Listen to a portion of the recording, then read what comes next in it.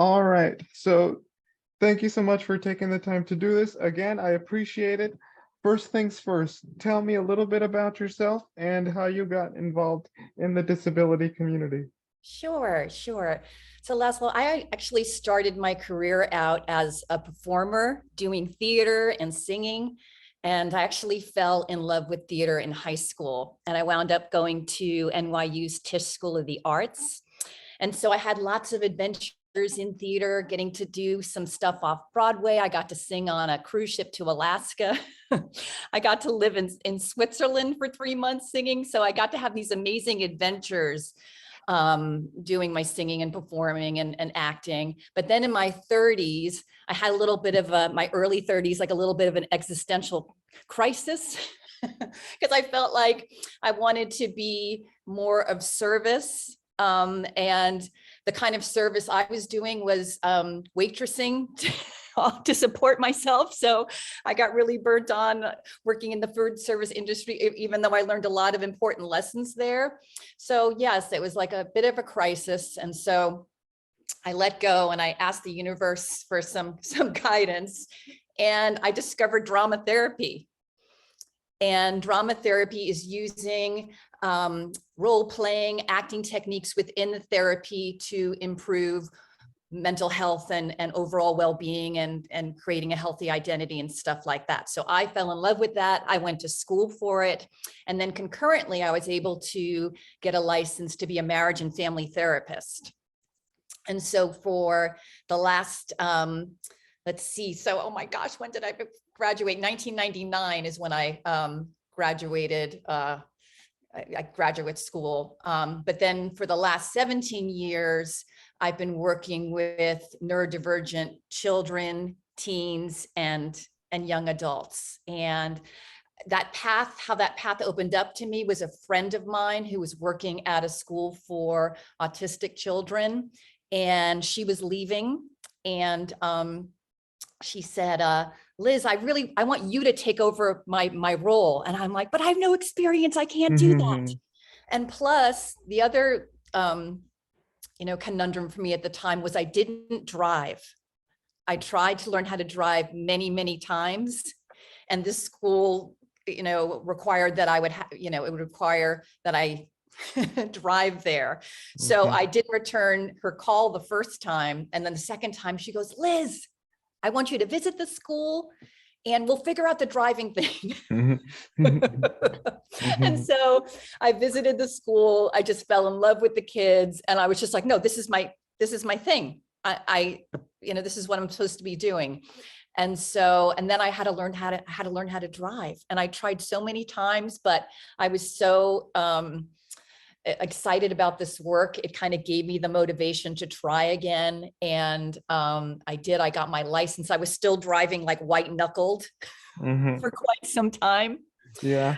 To the school, but over time I got more confident. I mean, I did crash my car a couple of times, and my students asked me if I had a driving disability, is what they said to me. And I said, no, well, maybe I do. And then years later, I come to find out that I've got ADHD, and that's why driving was so hard for me. So my students knew I was neurodivergent before I did. So, but yeah, so been doing that, been doing psychotherapy, drama, theater, improv with my students and clients, I guess, yes, for the last 17 years. So that's a long-winded answer to your question there. I hope I answered it okay though. Oh no, that's a pretty interesting journey. If I could move on, like, what is A&D Action? What's that about? Yes, so and Action, I founded that last year, and it's got the A, and I like that you emphasize the ND because that's the neurodivergent part. It offers drama and improv to neurodivergent youth, coaching for neurodivergent speakers, and then neurodiversity training for schools and organizations. That's cool. So like, what do you guys like do? What do you guys like teach your students within that? I would say it's a program not as, I wouldn't say it's an organization, but Yeah, I would say it's more of a program. It's so funny, Leslie. I was trying to think, what am I? I'm not an organization, and I couldn't think of the word program before Mhm. talking to you. So yes, it's a program. Hmm. Mhm. So like, what do you guys teach your students like at your program Yeah, compared to like other theater institutions? How's yeah, this yeah. different? Right. So I would say that I take sensory profiles into account. I really tune into where my students are at. Like, are they, say, if we're doing an improv exercise, and maybe it's just something we're playing with sounds. We have a game we do called Sound Ball. Well, throw a sound, pop, pop, and another student will catch it, and they'll have to create a new sound and throw it to someone else. So it's a very playful game. So I'll notice, wait, is my student, in that corner there, are they enjoying themselves? Are they, is this meaningful to them? Do they need some support, like thinking of an idea? Or is this student bored with this? So I'm always looking at sort of what's going on with them regulation wise, but interest wise. And so my goal is always to, because I'm working with interest-based nervous systems. I have one too. So I'm always kind of scanning my students. How are they taking this in? What are they into it? That's the main thing that I'm looking for. But if I'm noticing, oh, that child's looking a little overstimulated, then I'm going to bring the volume down. Mm-hmm. By the same token, if I'm seeing some of my more squirrely kids that are getting bored, I'm going to incorporate some movement in the moment and then get Mm-hmm. everyone's bodies going. And so they're upregulated and they can attend to what we're doing next. So there's all these like wonderful social emotional skills they're getting just from participating in drama because it's play-based. But I'm really tracking. And I found, like, I'll give you an example. I had this one student where he was such a theater kid, but the group was like, it was just overstimulating for him. And so he would read a book on the side.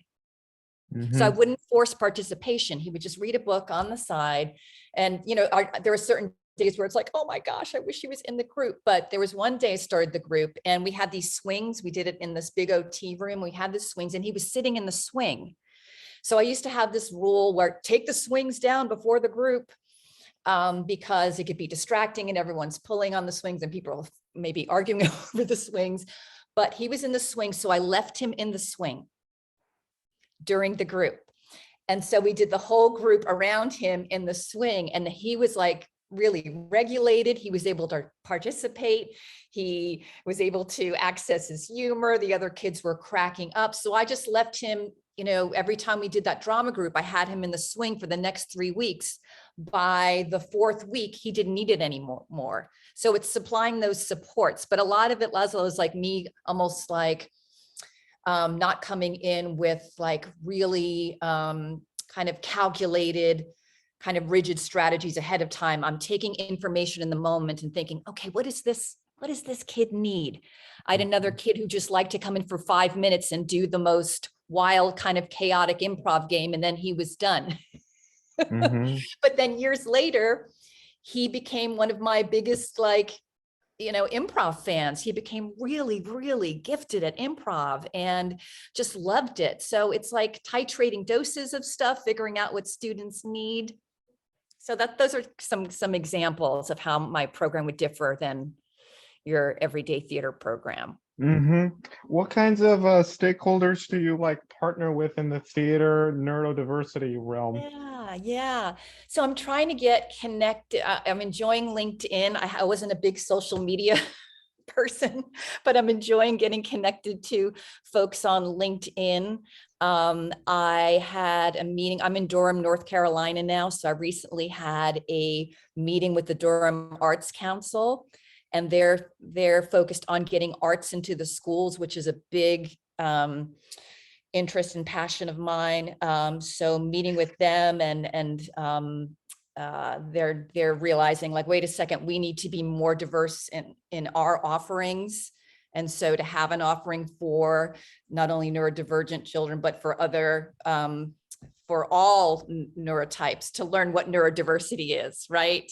So spreading that, that information and that appreciation for it, celebrating it. So yeah, those have been, and then I'm just connecting with people in the community. It's been fun, like, hi, oh, you're in Durham too. Okay, but then it's also meeting people across the pond Mm-hmm.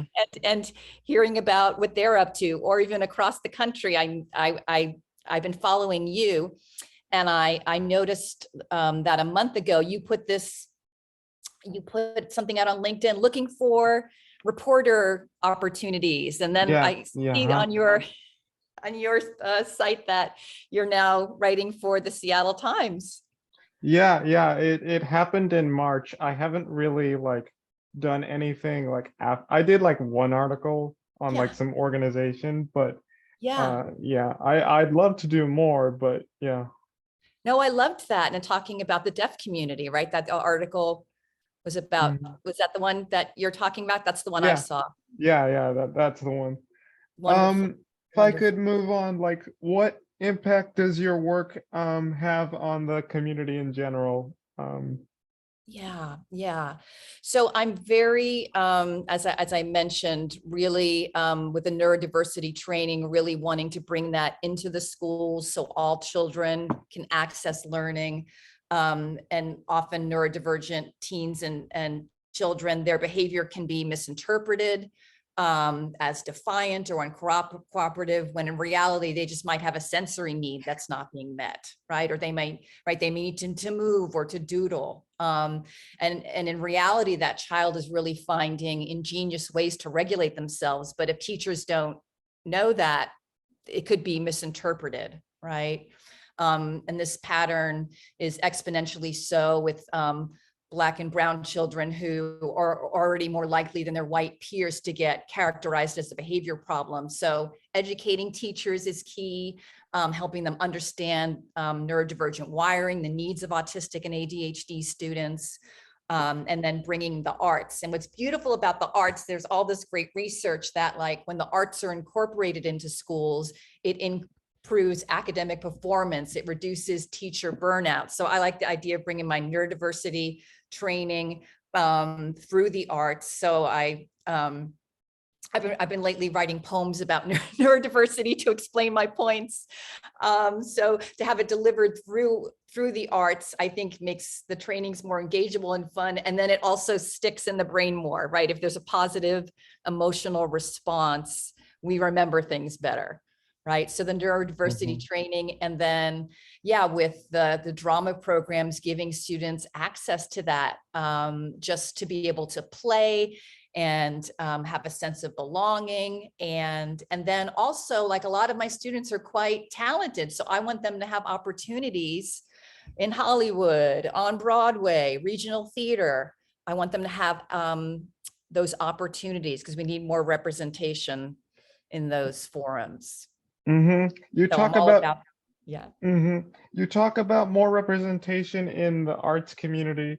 Yeah. So like how do you sort of create that inclusive environment for people with disabilities, and how do you sort of incorporate them in the arts community more? I know you touched Yeah. on that a little Yeah. bit. So recently, I guess, no, it was several months ago, where I was on Jude Morrow's podcast, and he was going to interview me. And I was thinking, well, I should bring my students.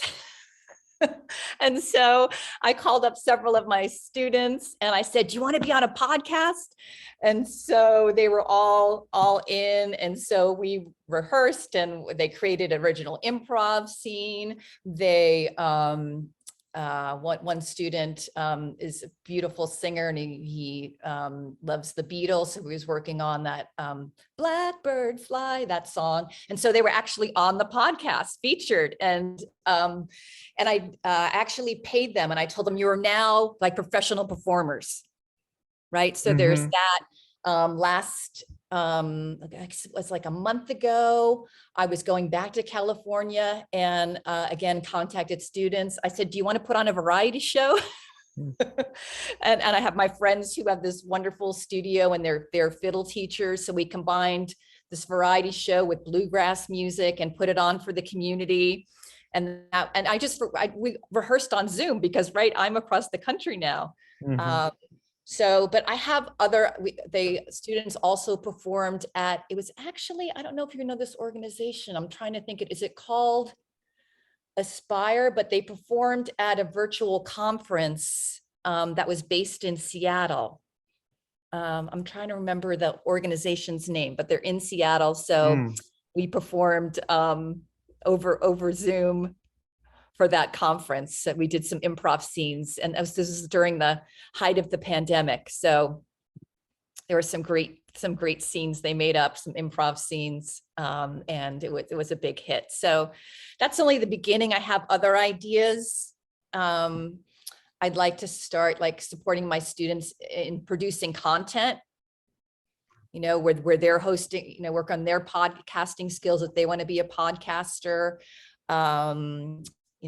Figuring out eventually someday it'd be great to have a neurodivergent talent agency, right? So I have big dreams, but those are some of the experiences that have happened thus far. Mm-hmm. Oh no, that's cool. That's Yeah. awesome.